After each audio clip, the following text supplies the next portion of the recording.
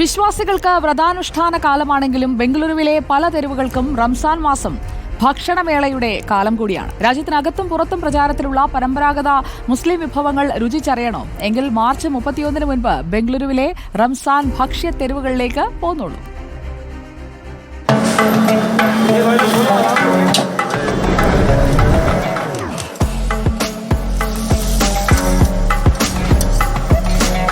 Chicken seekh mutton seekh chicken haleem mutton haleem chicken Mughlai paratha mutton Irani paratha mutton Afghani paratha Lucknowi Tunday kebab Lucknowi chapli kebab. Ramzan ആയാൽ ഇങ്ങനെ സജീവമാകുന്ന നിരവധി തെരുവുകളുണ്ട്. എല്ലാം ഭക്ഷണ തെരുവുകളായി മാറും. ഞാനിപ്പോൾ നിൽക്കുന്നത് കോറമംഗലയിലുള്ള ഒരു ഭക്ഷണ തെരുവിലാണ്.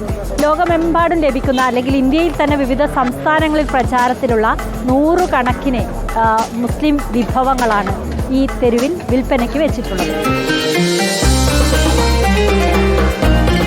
മധ്യപൂർവേഷ്യൻ രാജ്യങ്ങളിൽ നിന്ന് മുഗൾ ഭരണകാലത്ത് ഇന്ത്യയിലേക്ക് ചേക്കേറിയവയാണ് മിക്ക വിഭവങ്ങളും. ചിക്കനും മട്ടനും ഒട്ടകവും ബീഫുമൊക്കെ കൂട്ടത്തിലുണ്ട്. വൈകിട്ട് 4:30 മണിയോടെ ഭക്ഷ്യത്തെരുവുകളെല്ലാം സജീവമാകും.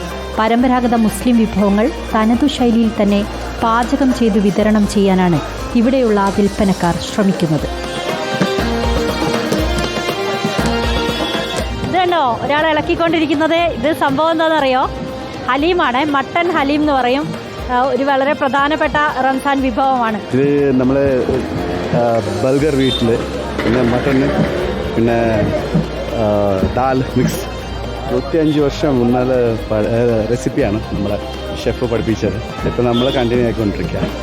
ഇതാണ് പത്തർ വിഭവങ്ങൾ. ചൂടുള്ള കരിങ്കല്ലിന് പുറത്ത് വേവിച്ചെടുക്കുന്ന നോൺ വെജ് വിഭവങ്ങൾ.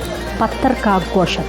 You can say the real Indian spices is mixed to it. Okay, if you taste, they will feel meat is really tender. Okay, and juicy of it. This is a special counter, I can say. Like what they are cooking is really good, and the meat is really nicely cooked. This is called pattar ke kebab, so that's why they cook in a stone. ബംഗളൂരുവിലെ പ്രധാന റെസ്റ്റോറൻറ്റുകൾ എല്ലാം റംസാൻ ഭക്ഷ്യമേള ഒരുക്കിയിട്ടുണ്ട്.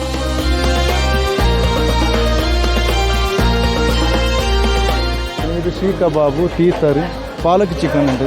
അത് ഈ കൊല്ലം ഞങ്ങൾ സ്പെഷ്യലായിട്ട് ഉണ്ടാക്കിയിട്ട് palak chicken പിന്നെ അഫ്ഗാനി ചിക്കൻ ഉണ്ട്. അത് ഇവിടെ ഈ കൊല്ലത്ത് ഞങ്ങൾ സ്പെഷ്യലാക്കി ഉണ്ടാക്കി.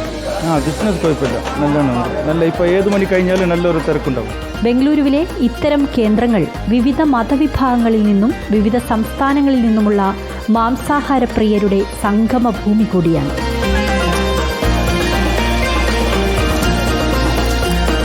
വീഡിയോ ജേർണലിസ്റ്റ് റിജോയ്ക്കൊപ്പം reporter Nadeera, in Reporter, Bengaluru. ഭക്ഷണത്തിനായി ഒരുങ്ങി ആ തെരുവ് കണ്ടിട്ട് അങ്ങോട്ടേക്കൊന്ന് പോകാൻ തോന്നുന്നുണ്ടെങ്കിൽ ഇപ്പോൾ തന്നെ തുടങ്ങിക്കോളൂ അങ്ങോട്ട് പോകാനുള്ള പ്ലാനിങ്.